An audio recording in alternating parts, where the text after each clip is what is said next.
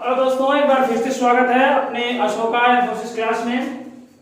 आइए आज हम बात करेंगे बहुत ही खतरनाक टॉपिक जनन के बारे में पढ़ेंगे। ठीक ना, ये आपकी पढ़ाई के लिए नहीं पूरे समाज के लिए ही बहुत महत्वपूर्ण होता है, चाहे वो पौधे के लिए हो चाहे वो जंतु में हो, दोनों में रिप्रोडक्शन होता है। यानी हम क्या पढ़ेंगे, रिप्रोडक्शन पढ़ेंगे। आइए, बहुत ही बढ़िया चैप्टर है रिप्रोडक्शन। ये क्लास 12th के लिए, ठीक ना। ये रिप्रोडक्शन क्या है, जो आपका इकाई फर्स्ट है क्या है, रिप्रोडक्शन। ठीक ना, इकाई फर्स्ट रिप्रोडक्शन, इसको हिंदी में बोलते हैं जनन। तो जनन क्या होता है, जनन किसे कहते हैं, जनन किन किन में होता है, यानी किसमें किसमें जनन होते हैं, ये हम उनका टाइप पढ़ेंगे। टाइप आप रिप्रोडक्शन पढ़ेंगे, फिर उनका परिभाषा देखेंगे, उनको संक्षिप्त में वर्णन भी हम देखेंगे इसमें। तो आइए पहले चर्चा कर लेते हैं। जो इंटर का सब्जेक्ट है जनन, वह कितने भागों में बटा हुआ है। ठीक ना, इंटर का जो पहला है उसमें 4 चैप्टर है।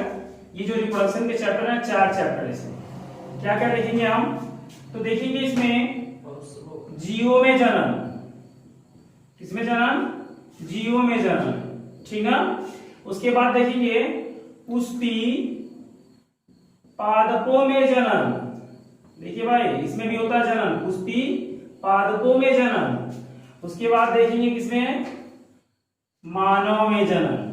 किसमें जनन, मानव में जनन। ओके, उसकी बात करेंगे हम जनन स्वास्थ्य की। इसकी बात करेंगे जनन स्वास्थ्य की। ठीक है दोस्तों, तो सबसे पहले देखेंगे जीवों में जनन, दूसरी बात है पुष्पी पादपों में जनन, तीसरा देखेंगे मानव में जनन, और चौथा क्या है, जनन स्वास्थ्य। ये 4 चैप्टर पहले इकाई में इंटर के सब्जेक्ट में जो बायोलॉजी का चैप्टर है वो है पहला इकाई बायोलॉजी, यानी जीव विज्ञान 12 के क्लास के लिए, 12th क्लास। तो जो ये रिप्रोडक्शन है ना, ये 4 भागों में ये चैप्टर जो पहली इकाई है वो बटा हुआ है। तो पहले जीवों में जनन देखने से पहले हम जान लेते हैं जनन की परिभाषा क्या होता है, जनन के महत्व क्या होते हैं। तो जनरली जो जनन की परिभाषा होता है वह कहते हैं कि कोई भी लाइफ स्पैन में हम जनन की चर्चा किए थे, बताए थे, जो प्रवस्था था अवयस्क प्रवस्था, उसी में जनन कर रहे थे जीव। तो बात करें जनन की, तो जनन उसे कहते हैं यानी जब जीव अपनी मृत्यु के पहले कोई अगली पीढ़ी के लिए संतति को छोड़ जाता है, उसी को हम जनन कहते हैं। यानी अगली पीढ़ी के लिए संतति को छोड़ जा रहा है कब, मृत्यु से पहले, उसको हम क्या बोलते हैं, जनन बोलते हैं। जनन क्यों महत्वपूर्ण है, आज से लगभग 4 अरब साल पहले की बात है, ये जीव की उत्पत्ति हुई है। तो आज तक वो जीव कैसे उत्पन्न अभी भी उपस्थित है। ठीक ना, अभी भी क्यों वो जीव उपस्थित है, मान लीजिए हमारे बाबा रहे होंगे, हमारे दादा रहे होंगे, उसके बाद हम लोग भी ऐसे कैसे अभी भी जीवित हैं। तो ये किसका कारण है, ये जनन का कारण है। ये पीढ़ी दर पीढ़ी, पीढ़ी दर पीढ़ी, पीढ़ी दर पीढ़ी चलता रहता है। ठीक ना, तो ये जनन होता है। जनन का और भी महत्व हम जाने से पहले सभी लोग आप लोग फर्स्ट ईयर में पढ़ चुके होंगे। उसके बाद हम इन जनन के बारे में चर्चा करेंगे, जीवों में जनन। ठीक ना, जीवों में जनन का मतलब होता है इसमें चाहे छोटे जीव हो, छोटे जीव जिसको हम देख भी नहीं सकते, यानी माइक्रो ऑर्गेनिज्म होते हैं। तो छोटे जीव हो या बड़े जीव हो, छोटे जीव का मतलब माइक्रो ऑर्गेनिज्म, छोटे छोटे जीव होते हैं, और बड़े जीव का मतलब चाहे मानव हो चाहे बड़े बड़े प्लांट्स हो, इन चीजों की बात करते हैं। माइक्रो ऑर्गेनिज्म मतलब जिसको हम देख नहीं सकते, सूक्ष्म जीव होते हैं। और जो सूक्ष्म जीव होते हैं, सूक्ष्म जीव और सूक्ष्मदर्शी, दोनों में सूक्ष्म आ रहा। तो दर्शी मतलब दिखाता है, और जो सूक्ष्म जीव मतलब जो जीवधारी होते हैं।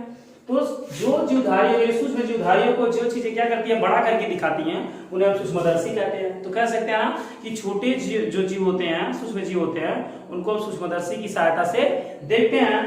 तो क्या होते हैं सूक्ष्म जीव, मान लीजिए फंजाई हो गया, फंजाई, इससे बैक्टीरिया, बैक्टीरिया क्या है, सूक्ष्म जीव, वायरस, ठीक है, इत्यादि जो भी होते हैं जिनको हम नग्न आंखों से नहीं देख सकते अपने, उनको हम क्या कहते हैं, सूक्ष्म जीव बोलते हैं। उनमें जनन देख लेते हैं, इनमें जीव में। फिर बात आती है इनसे बड़े भी जो होते हैं, बैक्टीरिया, वायरस, ये तो हो गया। अब एल्गी फंजाई जो होते हैं, यानी शैवाल और कवक होते हैं, उनमें भी जनन होता है, ठीक है। जो काई लगा रहता है ग्रीन ग्रीन कलर का, देखते होंगे पाइप में, जो पाइप बना रहता है उससे फिसल जाते हैं आप लोग, तो क्या होता है, वो भी क्या होते हैं आपके शैवाल होते हैं, जो हरे कलर के होते हैं, उनको क्या बोलते हैं, ग्रीन शैवाल, हरा शैवाल बोलते हैं उनको, ठीक ना। उनमें भी जनन होता है, यानी शैवालों में जनन। तो शैवाल दिखता है ना, तो इसको हम नहीं कहेंगे कि सूक्ष्म जीव, ठीक है। ये सूक्ष्म प्लांट भी कह सकते हैं, छोटे प्लांट्स होते हैं जिसको हम देखते हैं, तो शैवाल हो गया, यानी इसको क्या बोलते हैं, एल्गी बोलते हैं। क्या बोलते हैं, एल्गी बोलते हैं, ओके। उसके बाद बात कर लेते हैं फंजाई में भी जनन होते हैं। किसमें होते हैं, फंजाई में, लेकिन इनमें अलग अलग प्रकार से क्या होते हैं, जनन होते हैं। तो ये जीवों में जनन हो गया। उसके बाद क्या आता है, बड़े ब्रायोफाइट आता है। क्या आता है, ब्रायोफाइट आता है, इनमें भी जनन। उसके बाद आता है, इसके बाद टेरिडोफाइट आता है। क्या आता है, टेरिडोफाइट आता है, टेरिडोफाइट, ठीक ना। उसके बाद आता है जिम्नोस्पर्म आता है। क्या आता है, जिम्नोस्पर्म, ठीक है। उसके बाद बात आती है जो लास्ट में आपका जो पार्ट होता है प्लांट्स का, वो आता है एंजियोस्पर्म। क्या आता है, एंजियोस्पर्म, ठीक है। एंजियोस्पर्म को हम क्या कहते हैं, आवृत्त बीजी पौधा कह सकते हैं। क्या कहते हैं, आवृत्त बीजी पौधा, आवृत्त बीजी पौधा भी पौधा कह सकते हैं। इसको हम कहेंगे, जो जिम्नोस्पर्म है उसको अनावृत्त बीजी पौधा। कौन सा बीजी पौधा, अनावृत्त बीजी, अनावृत्त बीजी पौधा, ठीक है। यानी ये सभी क्या है, पादप थे, बैक्टीरिया, फिर हो गया फंजाई, हो गया ब्रायोफाइट, हो गया टेरिडोफाइट, जिम्नोस्पर्म, एंजियोस्पर्म, इन सभी में पादप जगत में आएंगे। किसमें आएंगे, पादप जगत में आएंगे। तो इन पादप में होगा, क्योंकि जीवधारी जो होती है, जीवों की बात हो रही है, जीव मतलब जीवधारी। जीवधारी दो प्रकार के होते हैं, हम पहले से बताते आ चुके हैं, जो पहले वीडियो था उसमें बताते हैं, इसमें भी बता रहे हैं कि जो जीवधारी होती है दो प्रकार की होती है, प्लांट्स और एनिमल्स। तो प्लांट की जनरली हमने चर्चा किया, इन चीजों में क्या होते हैं आपके, क्या होते हैं, जनन होते हैं, ठीक ना। अब बात करें इसके बाद एनिमल्स की बात कर रहे हैं ना, एनिमल्स में क्या हो जाएंगे, बैक्टीरिया को हमने ले लिया, वायरस को हमने ले लिया, फिर उसके बाद हमने किसका नाम लिया, अमीबा का नाम ले लिया। किसका नाम ले लिया, अमीबा का नाम ले लिया, अमीबा। फिर उसके बाद हमने चर्चा किया, और किसका चर्चा किया, साइकॉन। किसका चर्चा, साइकॉन की चर्चा किया। तो ये क्या होते हैं, इनका वर्गीकरण किया गया। जब आप लोग वर्गीकरण पढ़ रहे थे फर्स्ट ईयर में, वर्गीकरण चैप्टर आया होगा, यानी जीवों का वर्गीकरण, तो उसमें बताया गया था कौन से फाइलम में कौन आता है, कौन से फाइलम में कौन आता है, इनको वर्गीकृत किया गया था, ठीक है। उनके लक्षणों के आधार पर वर्गीकृत किया गया था। तो उनमें भी क्या होते हैं, कई प्रकार के जीव होते हैं, कई प्रकार के जंतु भी होते हैं, जिसमें क्या होते हैं, अलग अलग प्रकार के रिप्रोडक्शंस होते हैं। तो यहाँ पे जो हमारा चैप्टर है जीवों में जनन, वो हम देख लेते हैं, दो प्रकार के जीवों में जनन होता है, ठीक है। टाइप्स ऑफ रिप्रोडक्शन देख लेते हैं। ये तो बात हो गई कि किन किन में होता है, प्लांट्स और एनिमल्स में होता है, प्लांट का नाम क्या, एनिमल का क्या नाम था। अब जीवों में नाम जो रिप्रोडक्शन होता है वो दो प्रकार के होते हैं। कितने प्रकार के होते हैं, जनरली दो प्रकार के होते हैं। आइए देख लेते हैं। एक को हम एसेक्सुअल रिप्रोडक्शंस लिख लीजिएगा, कॉपी में नोट्स कर लीजिएगा या स्क्रीनशॉट ले लीजिएगा, एसेक्सुअल रिप्रोडक्शंस। और दूसरी की बात करते हैं हम सेक्सुअल रिप्रोडक्शंस, यानी अलैंगिक जनन। कौन सा लैंगिक जनन, अलैंगिक जनन। और दूसरा क्या है, लैंगिक जनन। कौन सा जनन, लैंगिक जनन। बच्चों, दोस्तों, यारों, जो भी हो, ठीक है, लैंगिक जनन। तो जनन ये कहां से आया, यहां से आया, तो किस कौन सा, लैंगिक जनन का ही पार्ट है, तो जनन यहाँ पे जोड़ दिया। फिर यहाँ पे अलैंगिक जनन का पार्ट है, इसलिए जनन यहाँ पे जोड़ दिया।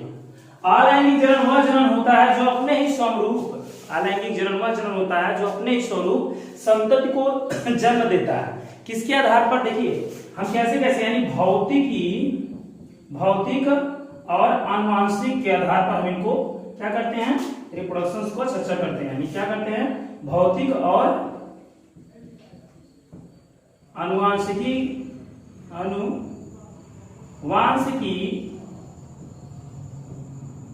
अरे यार चल क्यों नहीं रहा ये,